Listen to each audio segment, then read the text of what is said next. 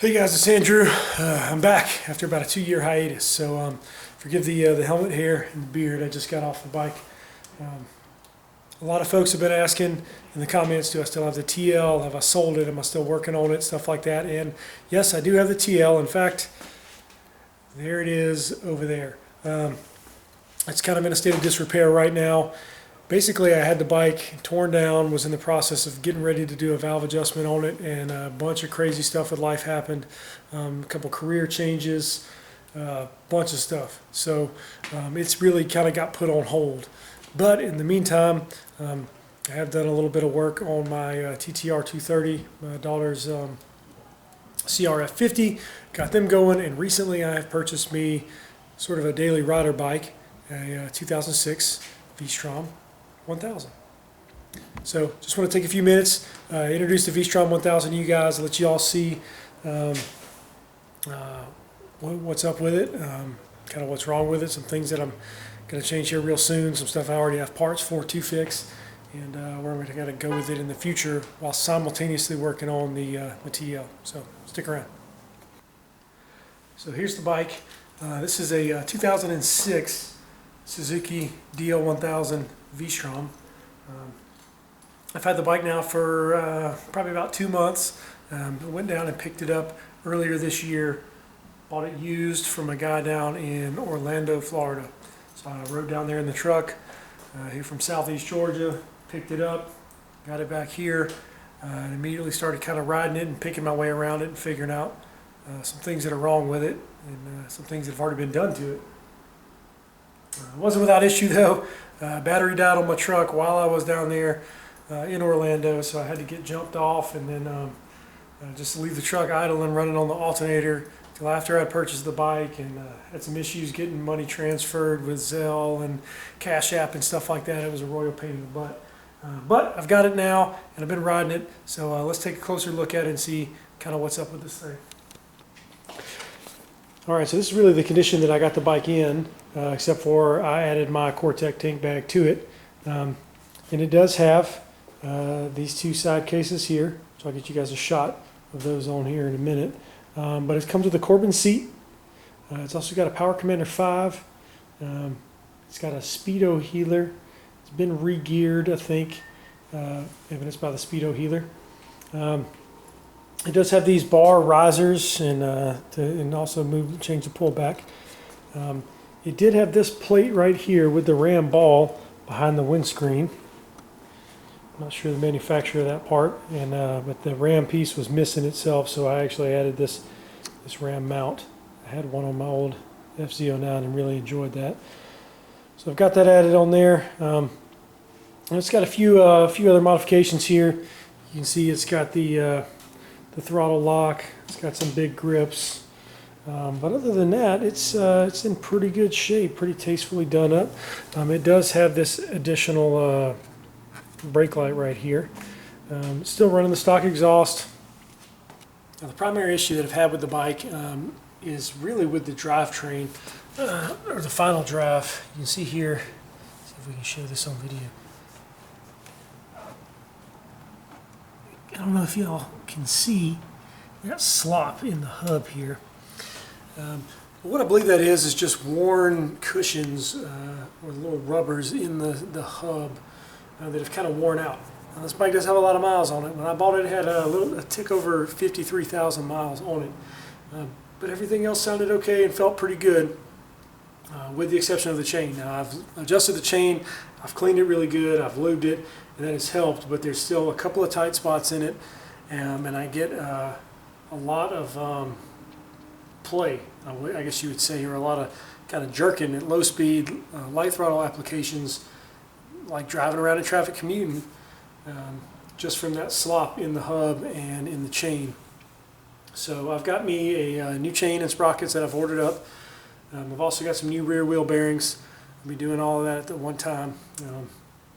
I did try to get a rear wheel, a spacer kit. There's a guy online that machines those about 2 millimeters off of them.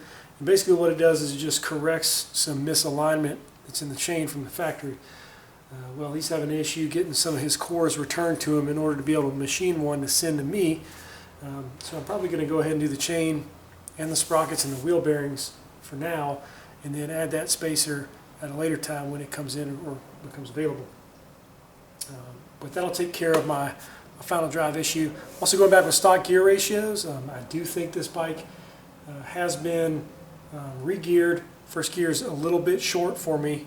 I'd like to be able to use a little bit more of it when riding in traffic. So went back with the stock gear ratios. We'll check that out, and we'll see what I've got to do with the speedo healer to get it back reading accurately. Right now it's perfectly accurate. I've checked with the GPS app on my phone, and it's awesome. It's right on. But I imagine when I go back with the stock gears that's not going to be the case, and I'm going to have to play with this thing and kind of get it dialed back in. But shouldn't be too big of a problem. So another issue with this bike that I'm having is kind of with braking, and it'll probably be my next point of attack. The front brake is just not very confidence inspiring. In fact, when I grab the brake, after I get through the dive in the fork, which is undersprung from my weight, there's just not a lot of power there.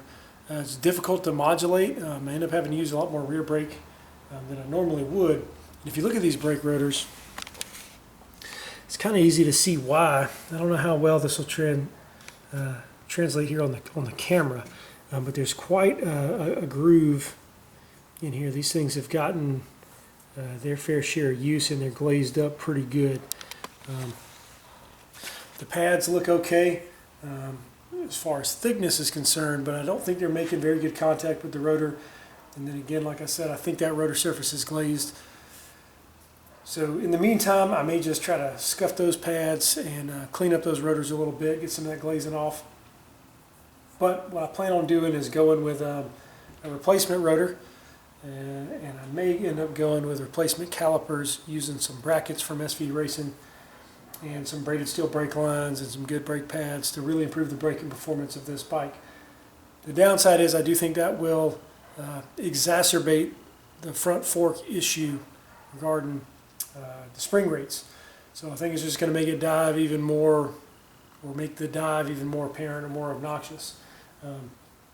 But we'll address that in due time as well. Let's give you guys a walk around on the bike here and show you some of the issues, if you will, with it. A little bit of scratches here on the front fender. And then just from the sheer amount of mileage on this bike, you can see the paint on the fork has really just been sandblasted away. Whoever had this bike before really put some serious miles on it. Got a small crack here in the side panel plastics.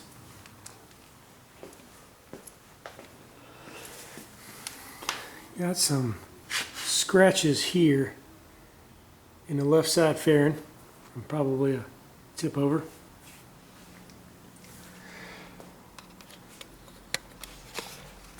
And there's a little bit of corrosion here and there on the bike, but it's nothing particularly bad. At some point I may entertain kind of painting this bike and doing something kind of neat with it. A little bit of a DR Big or Dr. Big kind of tribute, or kind of a new Suzuki RM style paint job. That's a long way down the road. Right now we just want to keep this thing on the road and keep it running. Anyway, that's the bike. We've got a little overview of it. I do thank y'all for watching, and I look forward to getting to wrenching on this thing and really kind of improving its condition, making some videos and letting y'all follow along. But for right now, let's see what kind of mileage we've got on it and hear what she sounds like.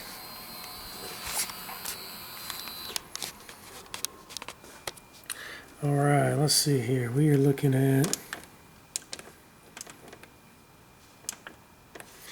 54,076 miles. So I've put, I don't know, close to 1,000 miles on it since getting it. Let's fire this bad boy up here.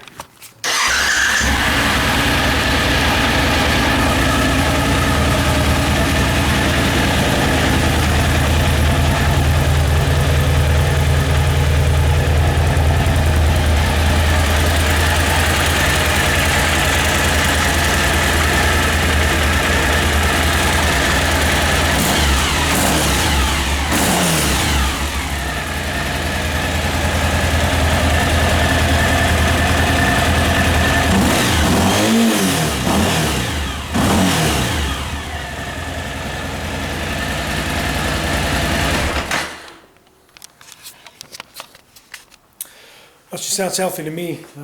No smoke, no weird smells, nothing like that. So I'm excited about it.